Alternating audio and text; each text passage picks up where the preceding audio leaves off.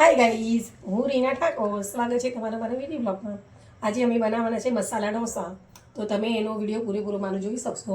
અને ગાઈઝ ચલો હું તમને ઇન્ગ્રેડિયન્ટ્સ બતાવી દઉં.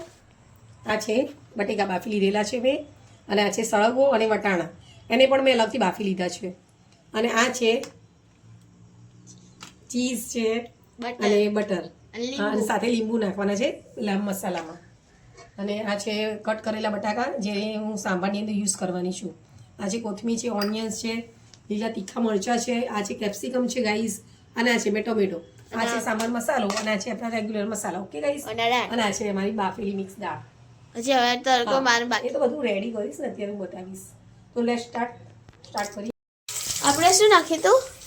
કંઈ નહીં, જો આની અંદર મેં એડ કર્યું છે તેલ 2-3 પડી લઈ લીધું, અને રાઈ જીરાનો વઘાર લીધો છે, હિંગ નાખી છે, અને ડુંગળી સાતરી લીધી છે. જો ગાઈસ અહીંયા તપેલીની અંદર તમે જોઈ શકો છો, ડુંગળી બ્રાઉન કલર જેવી થાય ઓનિયન, એટલે એની પર અંદર આપણે બટાકા એડ કરીશું.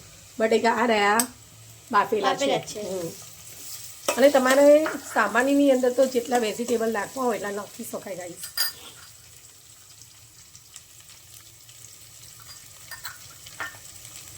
આ થઈ જશે એટલે લીલા તીખા લાલ મરચાં હું એડ કરું છું ગાઈસ.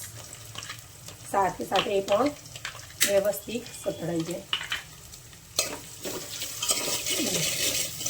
આની અંદર જેટલા પણ વેજીસ તમારે એડ કરવા હોય એટલા કરી શકાય ગાઈસ.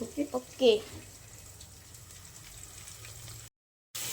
જો હવે એની અંદર આપણે કેપ્સિકમ થોડા એડ કરી નાખશું, અને આ નહીં સરગવો પણ છે. જો સરગવો એડ કરું છું.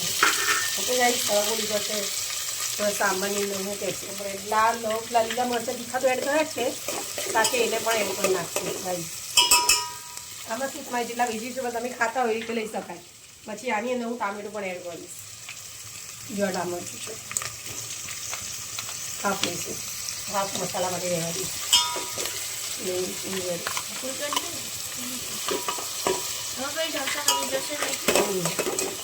એટલે અંદર એડ કરી નાખ્યું છે ટામેટું.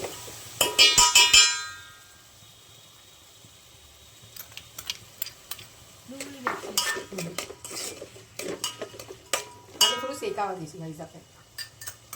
સરખું એવું શેકાય ને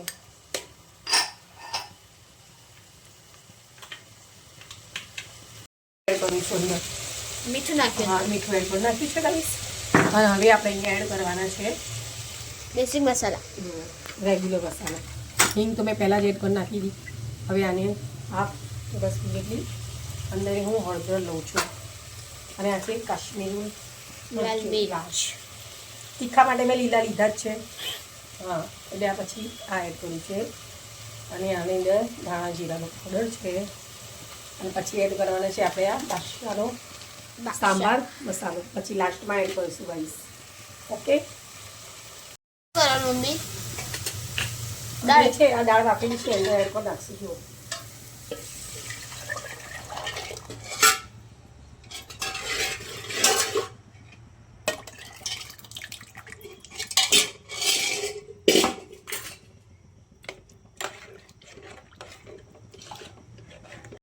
થોડું મિક્સ હા, સંભાર છે.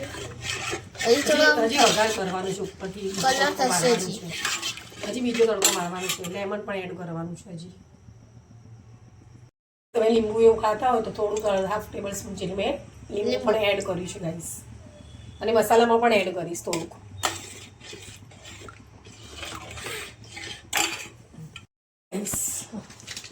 હવે આ છે બાદશાહનો મસાલો, એ આપણે એડ કરી નાખીએ અંદર.